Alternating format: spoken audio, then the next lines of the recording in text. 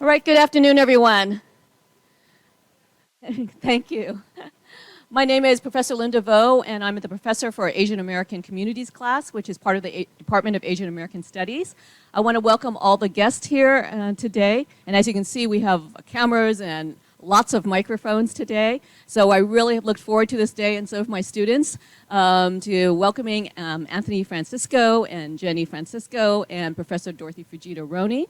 We're going to do introductions and thank yous, but I'm going to leave that to the main organizer who did all the heavy lifting for this guest lecture, Professor Dorothy Fujita Roney, who's a colleague of mine in the Department of Asian American Studies.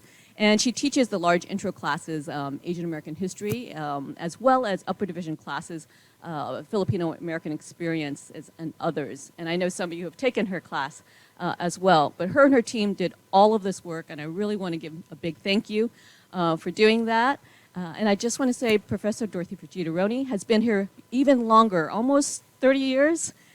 30 years at UCI, and so she's been here longer than I have.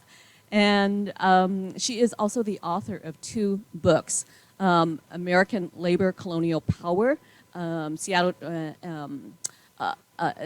the Trans-Pacific, and from 1919 to 1941, about Filipino-American labor in Seattle.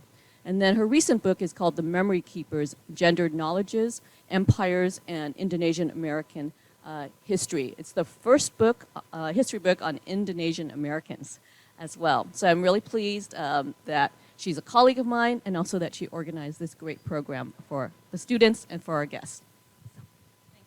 Thank you so much, Linda. Thank you.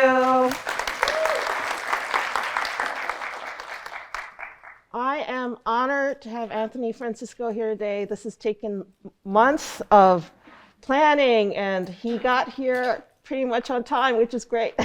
So my name is Dorothy Fujita Roney, as Professor Vo said, and I am going to be the moderator and respondent.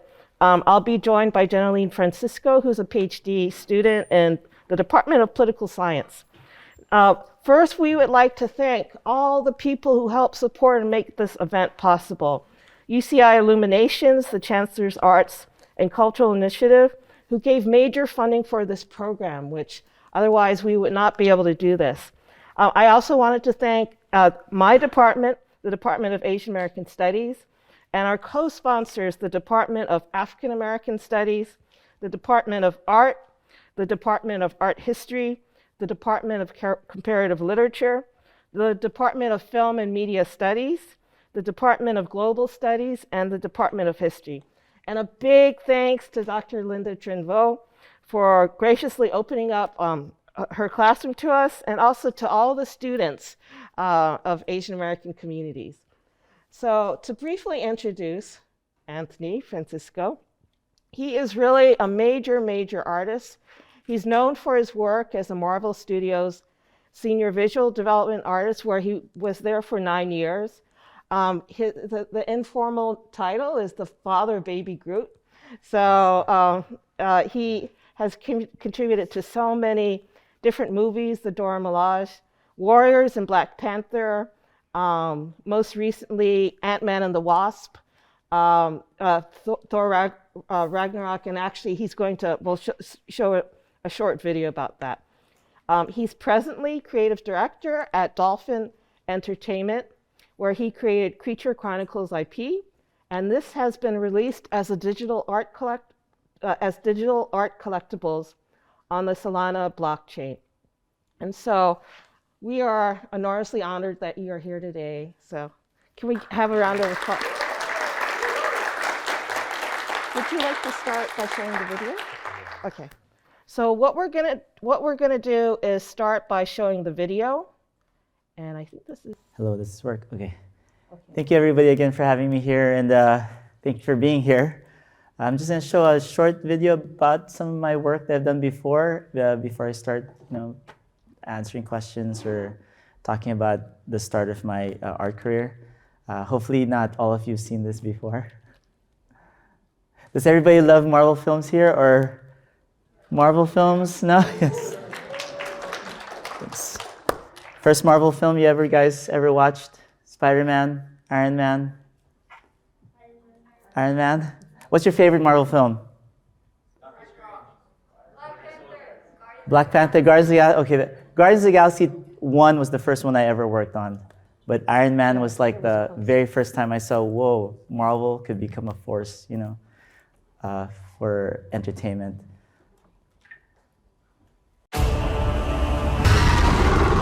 Now, whatever you do, don't push this button. I'm Groot. No!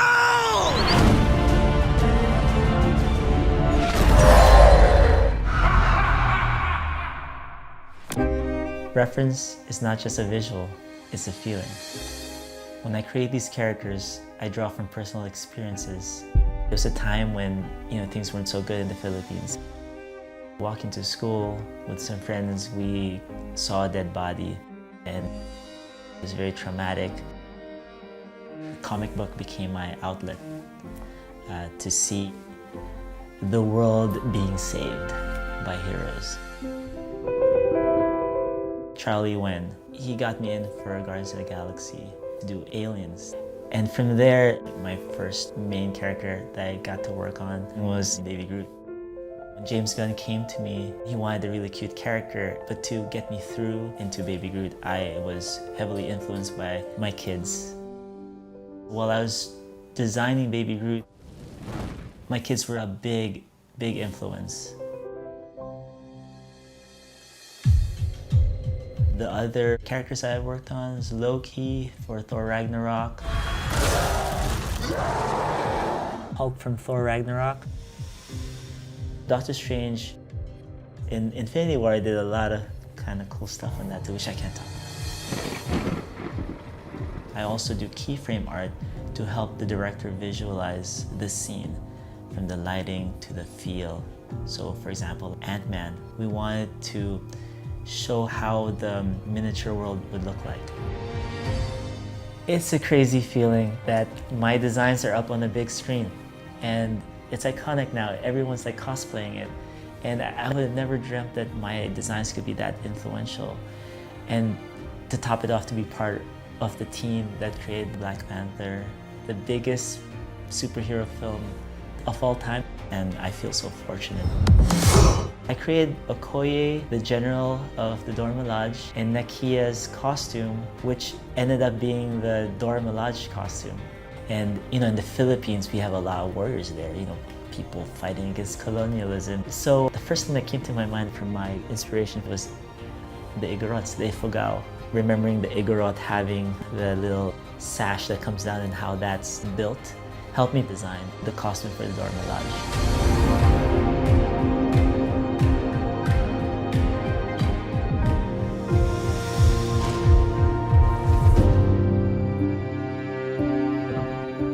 The flexibility and the freedom to create is why I love art. Everyone's creative in their own way, and they have a lens that they see things and translate things. I hope I really get to inspire people and get to inspire people from the Philippines, because that's where I came from. And to know that no matter where you are in life, if you just focus and work hard, you will get to where you want to go.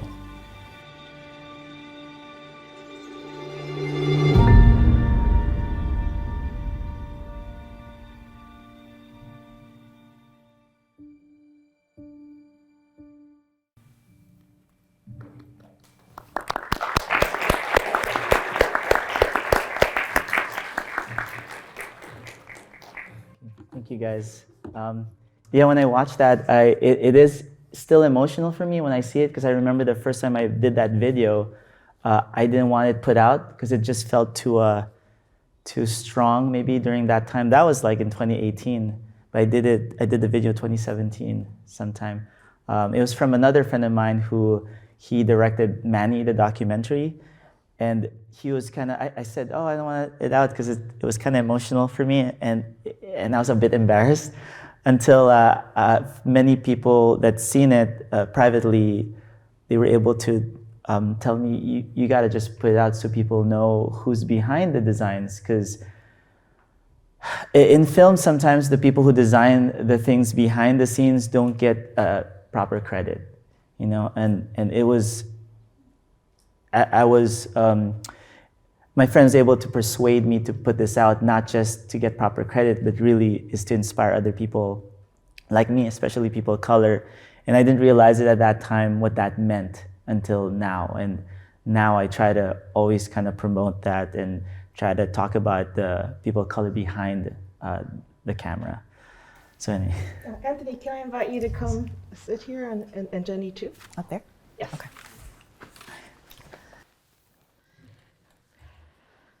Anthony, I'll go ahead and start.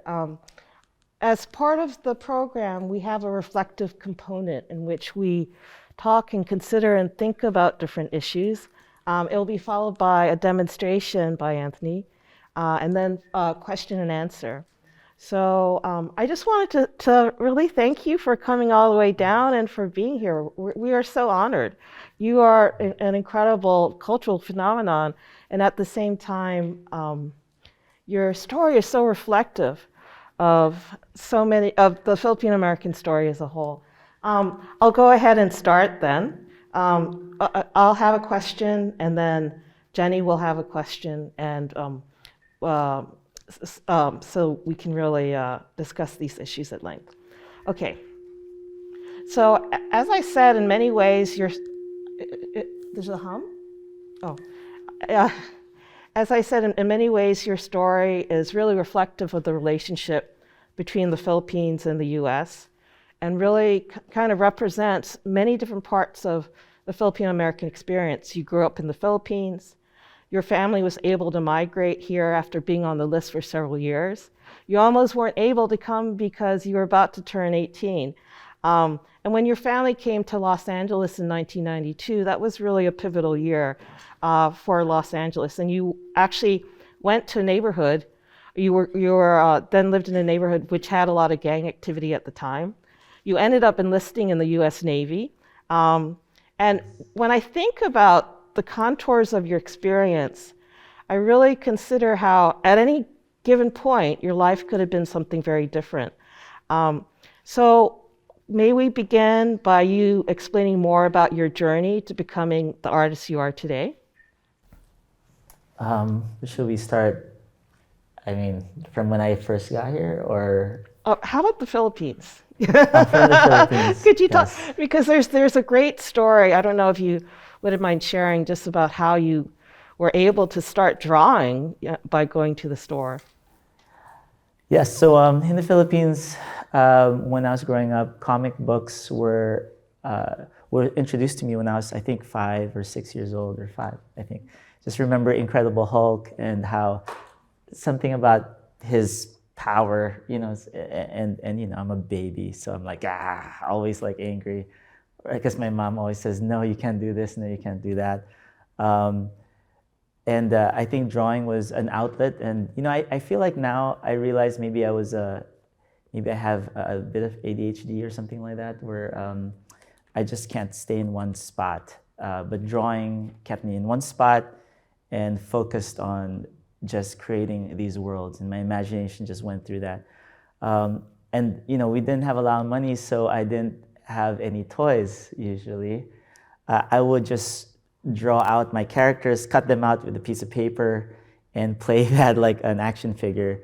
And I remember it's all Marvel characters, or maybe Superman or Batman, but I just remember drawing Giant Man really big and cutting that out and putting it in on the window. So there's this window, we had like this Spanish window blinds that would slide open, and it would have like 3-tier. And I would put each character like you're going up a building. I still remember. You know why I remember that clearly? Is because when I went to school, I came back, they were all torn up, and my little sister destroyed all my stuff. It's like, so angry at her until now. No, just kidding. No. It's trauma. No. But yeah, and I would like build these little pieces, set pieces and stuff, and that's how it kind of started. Where but I didn't know there was a job in the industry that pays you to make these things. Could you talk a little bit about coming to Los Angeles and your journey up to, and then going to the Navy, and then how you made this, were able to enter into this career? So when I first got here, I wish I knew about the art scene in LA already. If ever I would talk to other artists that's just starting out, I almost have shortcut ways for them to get in, not in the industry, but be with other artists. Because in the beginning, when you are just talking to, let's say, non-artists or your parents usually don't do art, that kind of stuff. But my parents, luckily, were not saying don't do art, but there was no information on how to do the art properly. But beyond that, relatives and stuff, my grandma especially is not, why are you drawing monsters? What are these things? Why don't you paint something pretty like flowers? Or flowers, because that's what she likes. But luckily, I kept with my passion, and that's how I landed my first job, is because, I love gory horror stuff and very morbid stuff. In the beginning, I still remember in the Philippines, we're very religious. I'm not as religious now, but back then we were very, very religious. So when I painted Lucifer on his throne, like muscular in all his glory, and my mom was like, got worried, so she called the priest to see if I had a demon inside me. I said, yeah, I have a lot of demons inside me. I'm in high school, of course. Suicidal tendencies, that kind of stuff. But it all kind of went into my creative kind of form. But I tried to explain that you haven't seen the hero yet. I had to make the bad guy look so powerful, so my hero could have something to conquer, overcome. And I think that's it with all of us, our own demons trying to stop us from doing what we love to do. As artists, especially, not just drawing, but even music, you have those demons to overcome, your insecurities, and then you have the people outside yourself that are stopping you from doing what you love to do. Some of them intentional, some of them they just don't know the industry. Sorry, it's a long-winded answer. No, thank you so much. Jenny, did you want to ask your question? Second? Okay. Hello? Great. So thank you again, Anthony. So you were recently in the Philippines giving a talk about your work, right? Just like last year. And I wonder if you could talk a little bit about the cultural influences between the Philippines and the US. What kind of US cultural influences did you experience in the Philippines growing up, or even just your last trip? And how do you think this reflects US-Philippine relationships? I think growing up in the Philippines, I was lucky enough that the school I went to talked about the indigenous culture of the Philippines, the Igorot, the Ifugao, Tiboli tribes.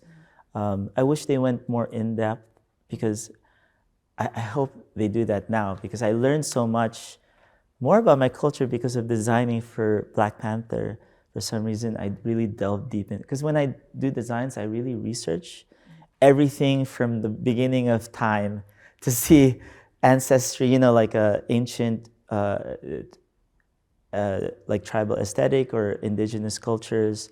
And that's when it's really kind of sad, because then that's when I learned more about the history of, I guess, racism and colonialism and stuff. And I didn't realize too that Philippines was colonized also by the United States.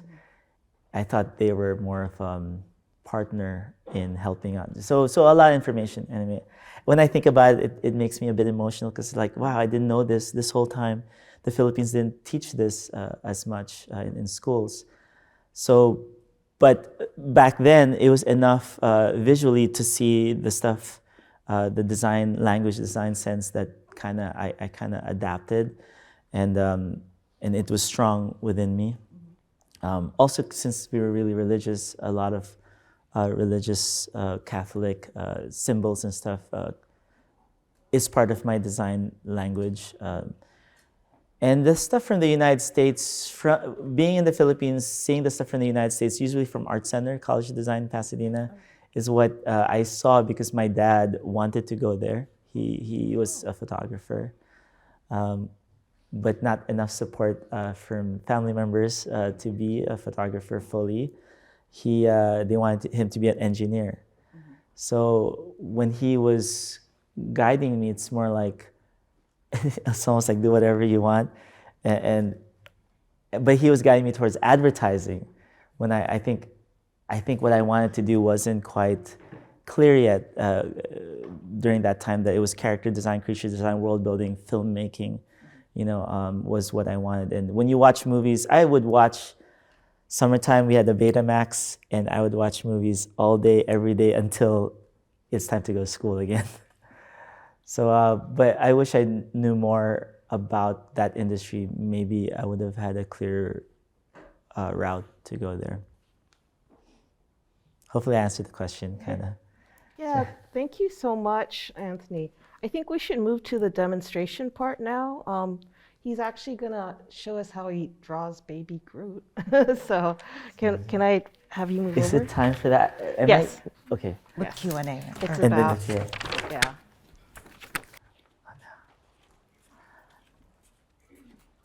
Should I show the artwork Which artwork? before I start drawing Baby Groot? Like I have a presentation to show on Oh, yes, Baby. yes, yes.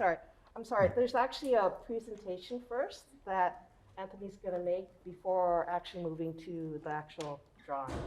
Yes. Okay. So I will just open. So just wanted to show you guys some of the work I've done. There's a lot, but I will start off with. This is my presentation I did at D23.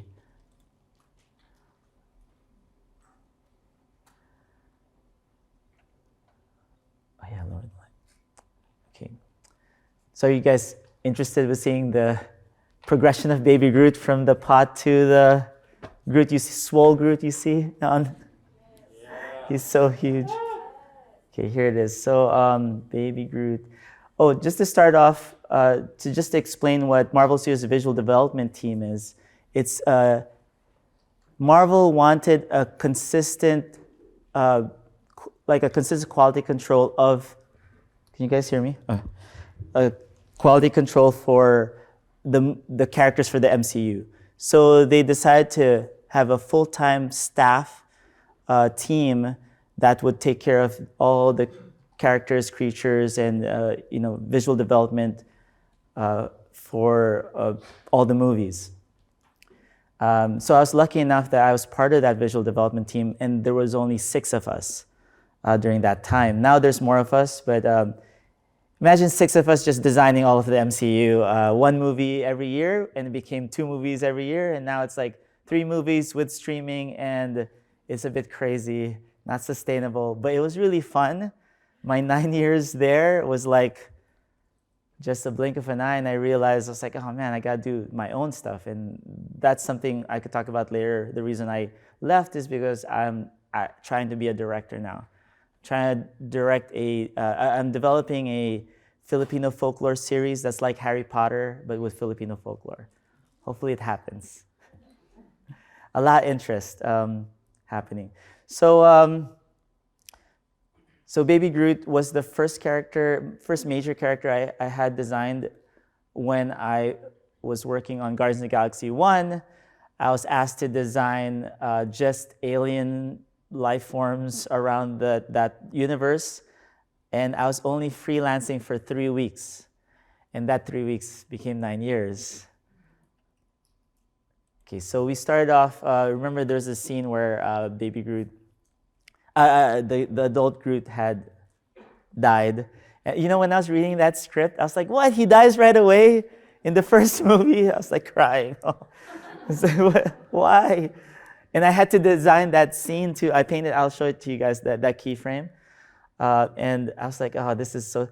So I kind of get myself in the emotional state of that keyframe. So you have to be able to, I guess, be sensitive. Is that the word? Oh my God, I forgot the word. But be able to do that with yourself, because it's hard to design something iconic and memorable if you're hard all the time. I'm a gangster all the time. No.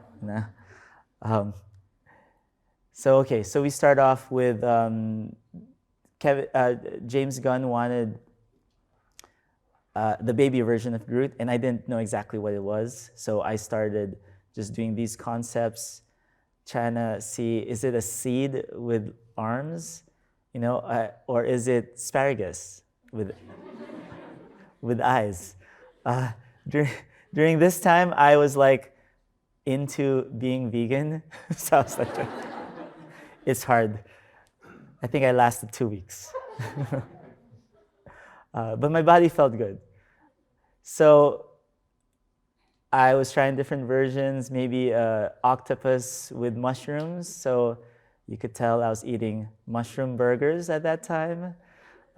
So half and half. Sometimes I would do like half burger, half plant, and see how it would work. Can it work? Can it not work? And never be ashamed with your designs. These are all really terrible, but you have to get it all out first. All out of your system. I was watching Walking Dead, so put this out of my system. And finally, I came, when you're designing, sometimes you don't decide on it. It just comes to you. It's like it's passing you by, and then you just try to grab it in the air sometimes. But putting yourself in the right mood definitely helps, like the right music. At this time, obviously the movie's not out yet. We, at the visual development team, we're establishing the look of the space universe, right? Because you have Avengers, which is more grounded in reality, muted colors, and then you have Guardians of the Galaxy, which have to be so different visually, so colorful, crazy, insane characters. At that time, though, I didn't think a talking tree and talking raccoon was crazy, but I guess it was. Some people were like not so confident it would do well, and became like one of the best films Marvel has. Okay, so back to Groot. So here I would just put like a little face in the middle of this whole. And it's not as detailed, but yeah. And then another face. I am Groot. And this is after the note. James Gunn actually told me, okay, it's not a spore, or it's not like just a seed. And he said, I just want a face on a stick. So literally, I'm trying to put a face on a stick, because you have to do it literally, and then you do it the way you want to design it, so you do multiple design passes.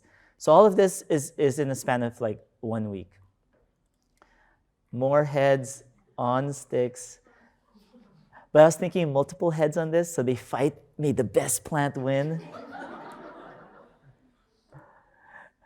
And then here, more looking like, adult Groot. But he's a plant, he's not a tree. Again, Walking Dead keeps on like creeping into my work. And then finally I'm getting the idea, so these are all versions. This is the version he decided on. And of course, to make something more cute and more emotional, you have to make sure the eyes are big and cute. So he's getting cuter and cuter, and this became the final design just without the flower. But they would insert the flowers in every now and then when it grows, and he doesn't like to be, he's macho. I'm a macho plant. I don't want flowers growing on me. So he would eat the flowers. And then onward to Baby Groot with his legs. So this one was very interesting because I didn't understand how big he was supposed to be. Or the note I got was he should be like a toddler. But when I was designing him as a toddler, he could not, toddlers wear those diapers and then they kind of move kind of weird. So you can't dance with that. And the opening sequence, the way James Gunn explained it was, it's the best opening sequence you've ever seen, You've got dancing, you got monsters, so it was a bit difficult task trying to figure him out so he could do the activity he's supposed to do, his special feature, dancing. So when you guys design for a film, make sure you design with form follows function. Not all the time, but your design language needs to relate to what he does in the script. So with that toddler kind of like body structure where the head is too big, like normal toddlers, it won't work because he won't be able to move gracefully. So to solve this problem, I realized my son, you've seen him in the trailer, he, at that age, he was 3 or 4, and he moved like crazy. Like, wow, he's very athletic. He's actually, him and my daughter, Constantine and Amelie, 2 of my favorite movies, Constantine and Amelie. If you haven't seen Amelie, you gotta watch that French film. It's awesome. They move not like normal kids, and I ended up using him as my reference. So his body pretty much is this. That's like his 4-year-old body. So I would joke that I used him and this tree that always inspired me in the Philippines called the Balite tree. So those 2 were fused together to make Baby Groot, and therefore Baby Groot is Filipino.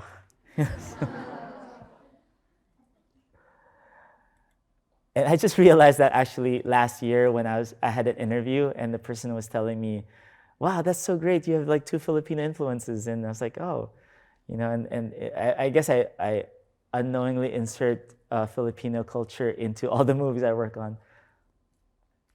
Okay, so let me go a little bit faster. So here's, when you do keyframes for Marvel, we want to also show emotion. So this is like, how does Baby Groot and Rocket kind of look together in the screen? And if you're able to sell that here, showing action in it, the producers really like that.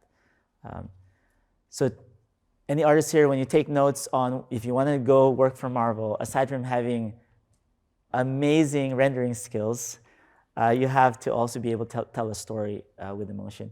And this is my rendering skill. No rendering at all, no details. But as long as there's a lot of rhythm and, and from far away, it looks kind of finished. But just a fun fact, I was supposed to finish this. This is not done yet. So James Gunn wanted him smaller and on his shoulder. So then that was it. That's sold. And then we go into 3D modeling. Josh Herman, amazing 3D sculptor and character designer, he helped me with doing the model. So he did this model, and I adjusted where the plates are going to be because we didn't want it to look like it's muscles. It has to look like it's random. And yes, we go very like, how do you say this? Minute details to these. All are the same. It's just different subtleties in saturation, or where the colors of the greens would go. And I did like 20 of these. Some of it I would just do the same, all of it the same, and see if they could figure it out. No, just kidding. And then key moments in the film again. Here's one of it where Baby Groot was growing up. Maybe he's in his tweens. But I was told that he is going to be in Infinity War, and he has to be a little older for the end tag. So that's when I started working on 3 films at the same time. So I was on Guardians of the Galaxy 2, Thor Ragnarok, and then Infinity War. One thing with being a professional in this industry is you have to be able to change your mindset to different genres quickly. And it's not easy, but it's fun. From sci-fi to, like more tribal aesthetic to just zany, wacky, Thor Ragnarok.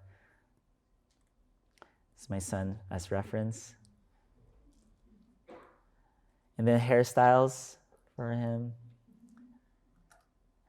And here I just show the detail. And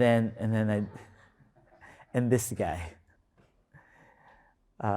They loved this one. His personality here, and in the script they don't actually tell you what's happening with this. I was fortunate enough at Marvel, they trust our team so much that they would just have us read the script, then choose our favorite parts, and then just make up a scene. And then sometimes they would write it into the scene. You remember the fight scene the briefcase fight scene in Ant-Man? Remember that? So my note was briefcase fight scene, and that was it. So I had to put the phone there. I had to play a production designer and choreograph the fight scene. So it was really awesome. And I think at that time, that's what landed me the full-time gig after that Ant-Man. I designed all the ants for Ant-Man. Okay, so here is the 3. I always do this at D23. So, okay, which one is your favorite? I'm gonna point and just clap, okay? Which one you want? First one. Second one? No, no one. Third one. Wow, it's a tie. Is it a tie? First one. Third one. Okay. Third one always wins. The emo Groot always wins. And that's pretty much my son. He's like, now he's 15 and more like this guy. So this guy got a little bit older. So pretty much I watched Baby Groot grow up. He's 16 here. James Gunn did want him to have more of like a pot belly. He's not taking care of himself that much. And he's very grouchy, teen angst and all. You guys remember those days? And he wanted to make sure I put moss in places that you don't want to know. And here, just another breakdown of his facial structure, hair, design. So from big ideas to more detailed ideas here, and making sure that he still kind of matches him and Baby Groot at the same time. Although this is not the same character, you guys know. Let me show you one last thing. I'll do Baby Groot fast. This is some other keyframes I did for Infinity War. Oops, no, not that one. Where is it?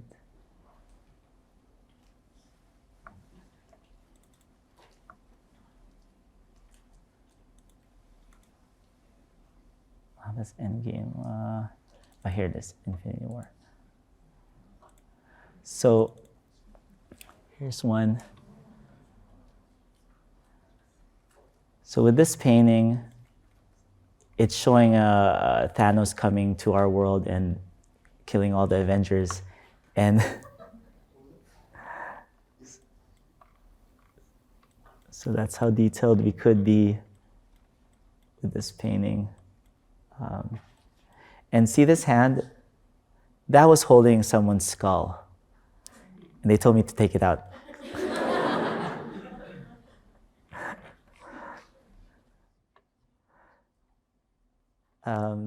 No, I won't tell you who it is.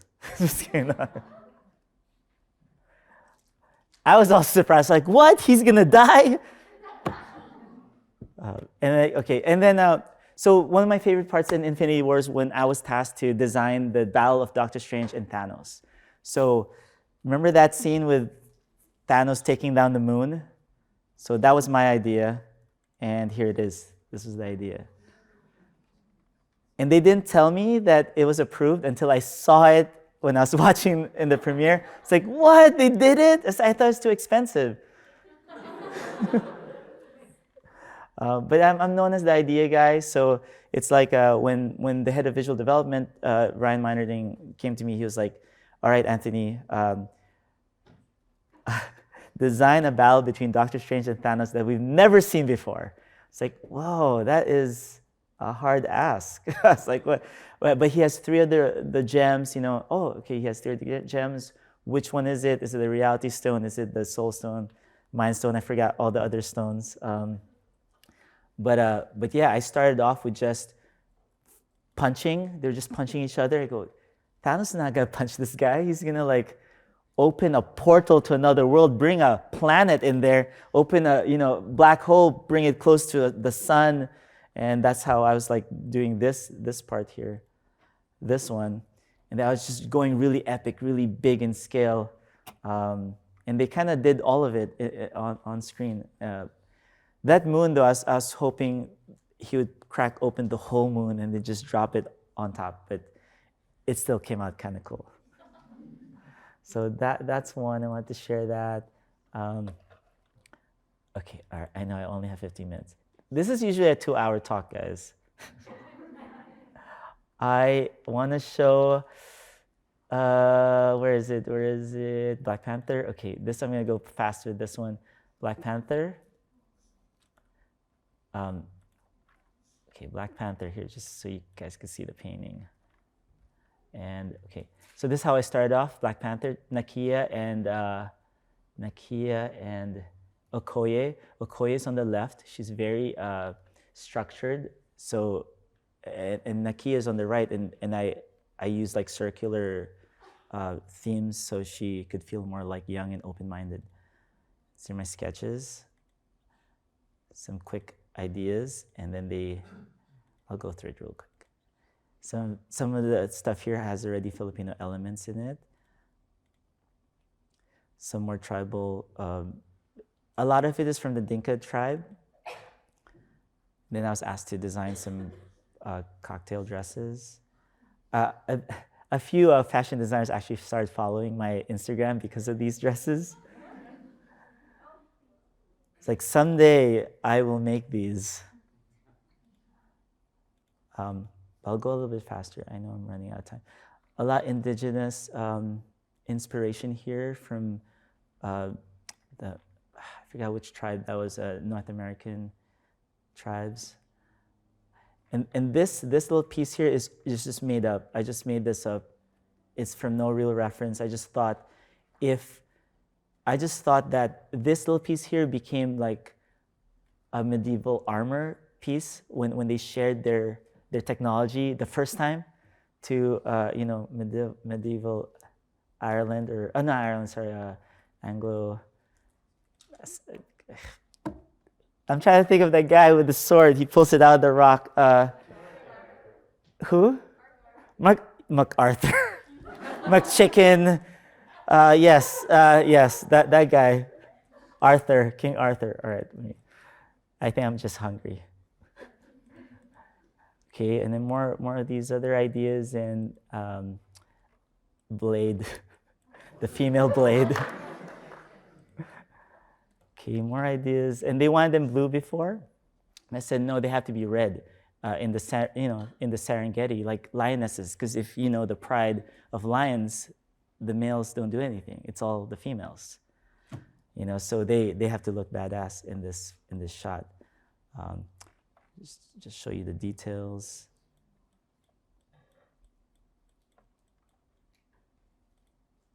And then here finally it's red. But the only problem with this, it was approved, but there's just one problem, Anthony. We don't have the feet. How come you're not doing the feet?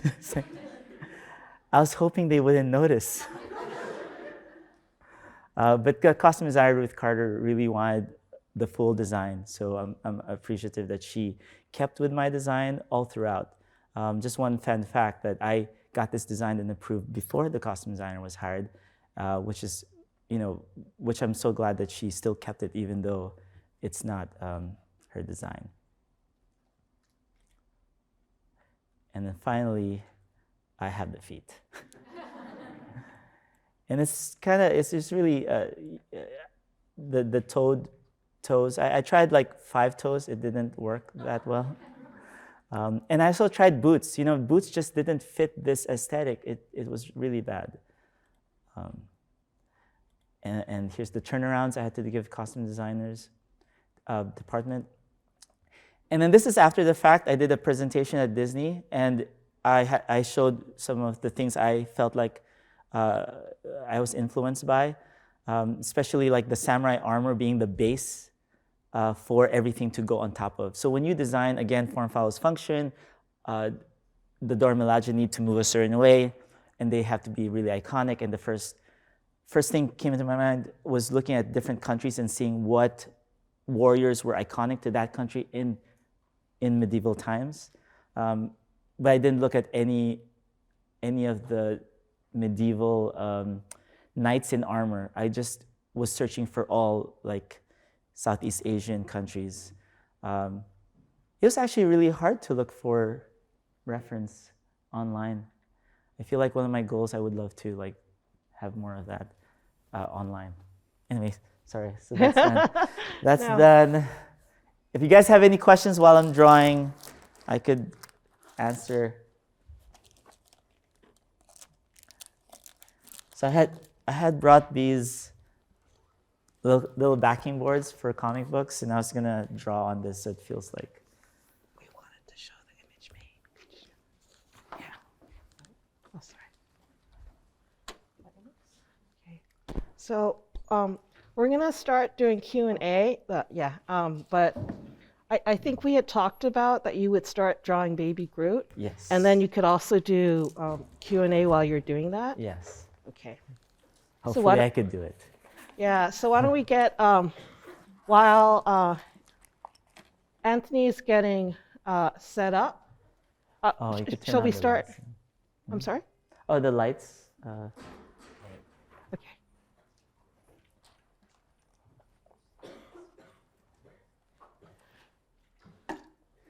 Would you like them to ask questions as you're drawing, or do you want to draw first for a bit so you can talk? and then They respond? could start asking questions now Okay. before I draw. If anything, with the presentation earlier too. So if you could introduce yourself and then state the question. Thank you. Sure, thank you. Hi, my name is Isabella. I'm actually staff at UCI. I was just really interested in this topic. So my question was, did you ever get pushback for including cultural elements in your work? And like, if anyone ever said, can you make it less Filipino? Can you make it less ethnic? And how did you stay true to your vision or deal with that situation if it ever happened? Thank you. I just don't tell them.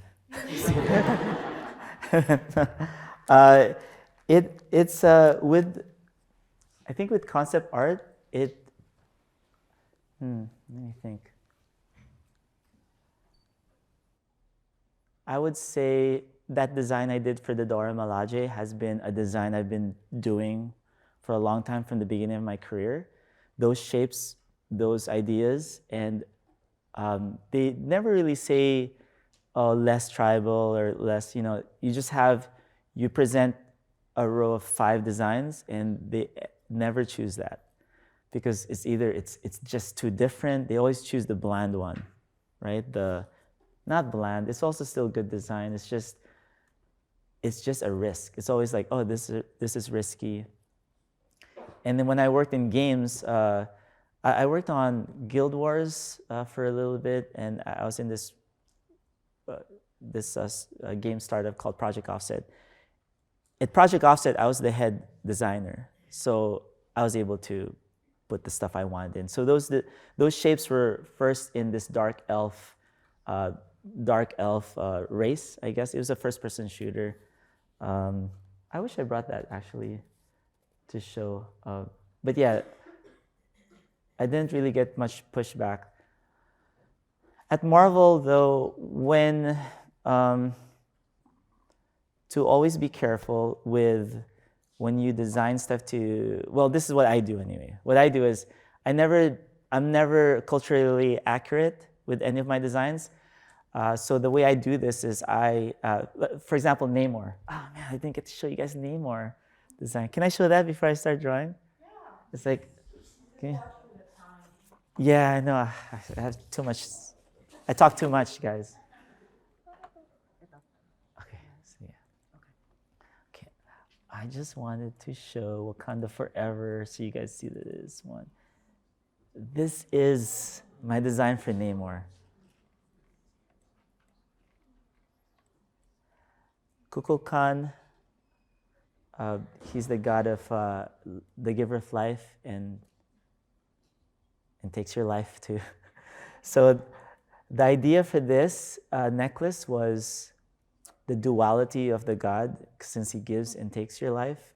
So there's 2 of them eating the pearl, which symbolizes your life.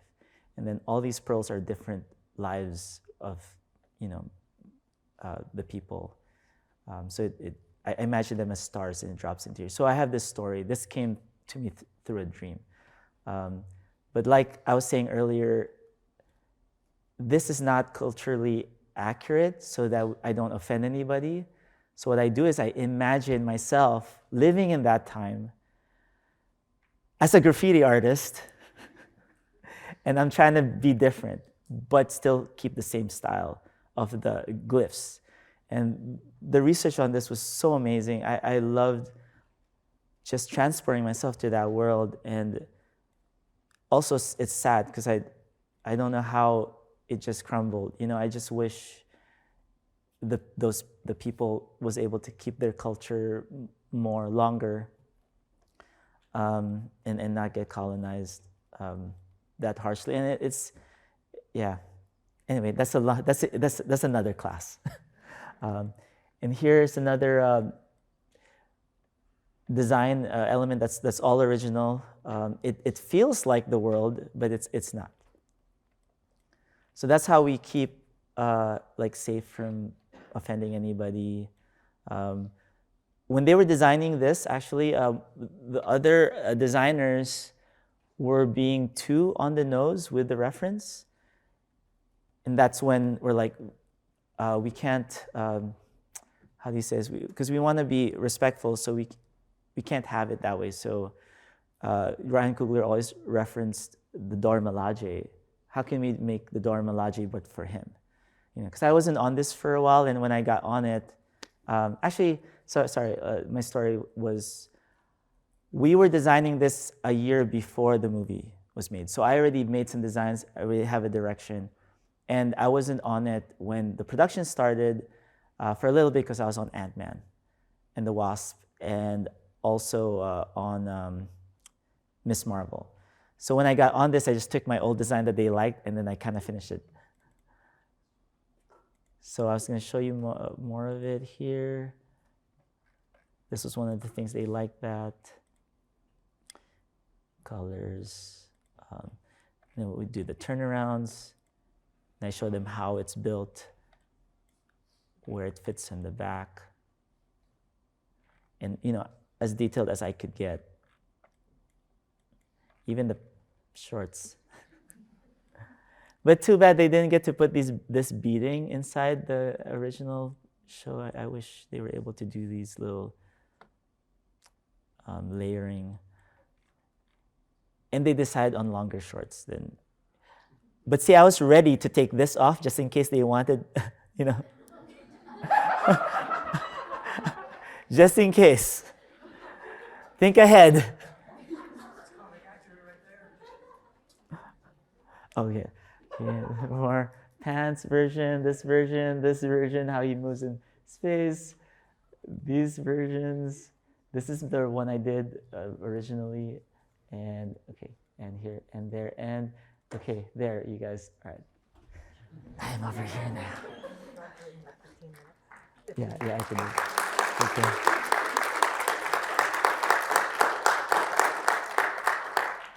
All right, so hopefully that's informative. Questions?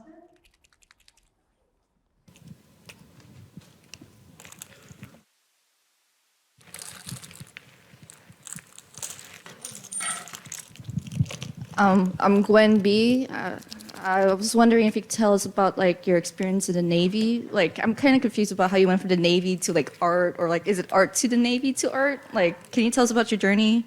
I was the Navy first because I wanted to get out of the house. And I thought the Navy was the answer. It wasn't, because it turns out I was seasick, and it was bad. So I'm developing a show, by the way, about it called Seasick. Let me test out my log line with you guys. Remember, this is a coming-of-age story. It's a dramedy. So, troubled teen trying to escape gang life in LA, joins the Navy, and finds out he's afraid of open water. And now he has to get out at all costs. So that's, and now it was not good for me, because I was not a good sailor, not a good seaman. And so I maybe I shouldn't be talking about this here. Because I'm an artist. When I was being recruited, if any of you guys go to the Navy or any military, make sure in your contract, it's written down there, you will be an artist. Like, that's where I wanted to go in the media side of stuff, the journalism side, a draftsman. And I think the recruiter just wanted to meet his quota, so he told me whatever I wanted to hear. And then I just believed him. So yeah, the reason I went to the Navy is so I could, just not be around the gang life, because I was around people maybe I shouldn't be around. But at that time when I'm with them, it was fun. You had like a family of troublemakers, and there's graffiti and stuff. But I didn't quite get into graffiti so much because when we got news that if I got caught, you'd get deported, and I just got to the United States. It's like, okay, maybe I shouldn't be around. And I had friends from the Avenues gang too, but you don't know that was happening when you were just hanging out with them, And during that time, there were gangs, Filipino gangs like the Satanas, Pinoy Real, man, after I came back from the Navy, there was a situation where we had a party, Christmas, like a Halloween party, and right away, someone comes to our door, and from a Mexican gang comes to the door and says, and he's a friend of mine, which is kind of funny. He's trying to help me out. He says, okay, you're not supposed to have a party here until you pay rent. I said, rent? What do you rent? What are you talking about? So we walked out together and we're like talking about it. And I was thinking, what's gonna happen? Are we gonna fight? Is someone gonna die? That's what I was thinking. So situations like that was crazy. But I was able to talk it through. And I just gave him $5, and then he left. It's for his kids' diapers, he said, and I feel like, am I being tricked here? So when he left, a carload actually came of skinheads, and they just went on their way. They were gonna shoot up our house. That's what was supposed to happen. And luckily, like a minute after he left, another car came with a guy that we know from Pinoy Real with his gun. And he was ready. Where are they? Where are they? And it's like, oh shoot, I'm glad they left already. So it's crazy. It's crazy back then, 90-something, 96. Anyway, let me draw before I start rambling on about. So we have about 10 minutes left for Q&A while Anthony draws. Are there any other questions?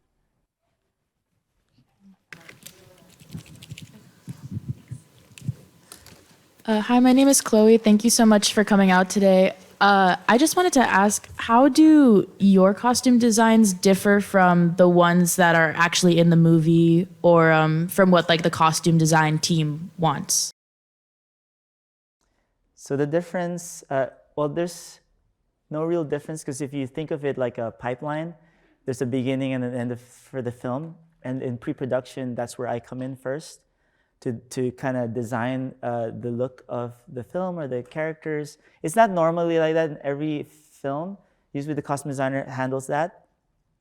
But for Marvel, since they want to make sure it's true to the comic book, because we source our inspiration through the comic book. And Kevin Feige, right, the president of Marvel, he's a big Marvel fan. And we only want to hire Marvel fans. And I am a big Marvel fan. And ever since I was younger. So I think they did a good job of putting a team together that loves superheroes. Because before, when you would have costume designers take the reins of the look, they try to change it. They don't give what the fans want. And that's the reason why Marvel decided to have an in-house team that respects the source material. You could tell I'm really passionate about this, because every time I see a costume designer thinking they know better than the comic book creators, maybe they do know better, but it just never what's the word? Never became like iconic. Jack Kirby, Stan Lee, like these guys are the guys I owe my job to, my happiness to them. Yeah, so I don't know how I got to that point when you're just talking about how costume designers, what's the difference with the costume. I think that's the difference, is the emotion you put into it. right? Because they're disconnected from the comic book world. That's the difference. And because we put so much of our effort, our love into it, when it goes into production, when costume designers get it, they are guided the right way. Yeah. So, but it's still a huge collaboration because they're such an important part of the team, and I'm just one little part of the pipeline in the beginning of creating these things. Okay, here. Okay. Hi, I'm Amelia. I just had a quick question. So you mentioned your parents let you do like whatever you want career-wise, but did you get any other like pushback from other relatives? And if so, how did you like overcome that and still like pursue what you wanted to do?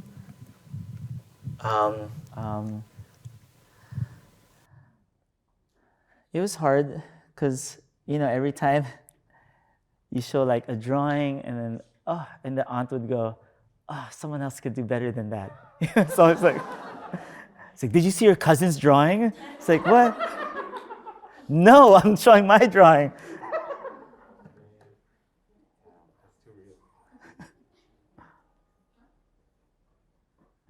So you know what you do? And this doesn't just work when you're starting. It also works when you're in the industry. Because even in the industry with other artists, sometimes when you think bigger, they'll put you down, or unintentionally putting you down, or we can't do it because we're artists. You can't be a producer because you're an artist. You can't be a director because you're an artist. This is what we do. Isn't this what you love to do? Yes, I do, but then I want to do more. And the best thing to do really is change your environment, right? Toxic people here, go to a place that's not toxic. Not like they're being bad or mean to you, and that's what I end up doing even later in my career, right? Because I want to be a director. The moment you decide you want to do something, things just start falling into place. You start this, I met this other director from this other group, and then this other, 3 minutes. So I realized I can't talk while I draw. Yeah, so then, I got to meet Destin Daniel Crichton, the director for Shang-Chi, and I pitched him my Filipino folklore series show.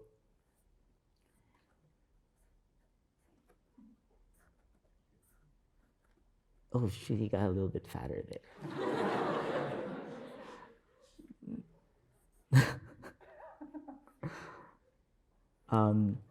Yeah, and then just meeting other producers. I mean, it's still difficult because I'm like starting from scratch again. But I'd rather, the great words of the great poet Bon Jovi, it's my life, it's now or never.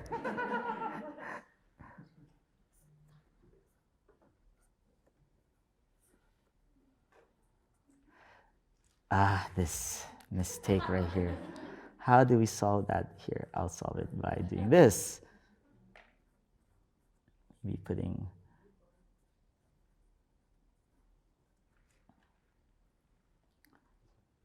Maybe just putting a square behind him.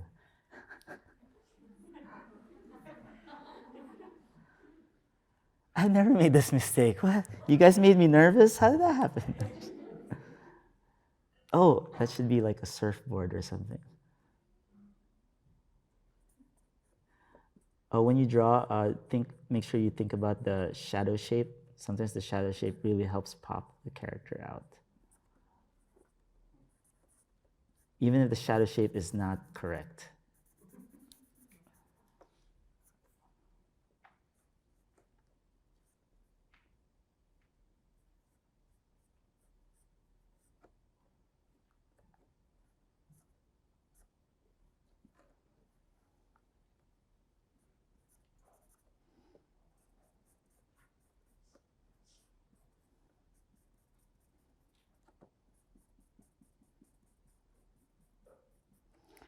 I'll just cover the whole thing. There, now it's not so bad anymore.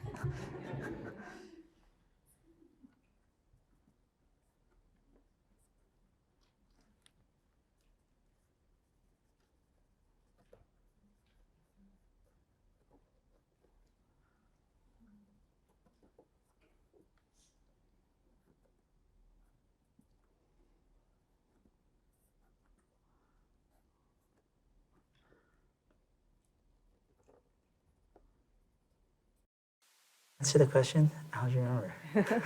Well, unfortunately, it is time to close off. And Okay, here it Linda- is, Francisco. I'll just sign it. Linda Vo would like to say a few words. I just want to quickly, thank you, Dorothy. I just want to quickly say, let's give a big hand to Anthony Francisco. Thank you, guys. Thank you. Well, thank you so much for shaping so many of our childhood and creating such fun memories that we all will grow up with and that will stay with us. So it's been such a special treat. And I know for my students, you think this is a session about Baby Groot and the Black Panther. It's actually not. It's about find a career and a profession that you love and always remember who you are and to learn your history because that will impact you in whatever job you go into. So thank you so much, Anthony, for inspiring us. Thank you, guys. And to Professor Dorothy Fujita-Roni and Jenny Francisco, thank you.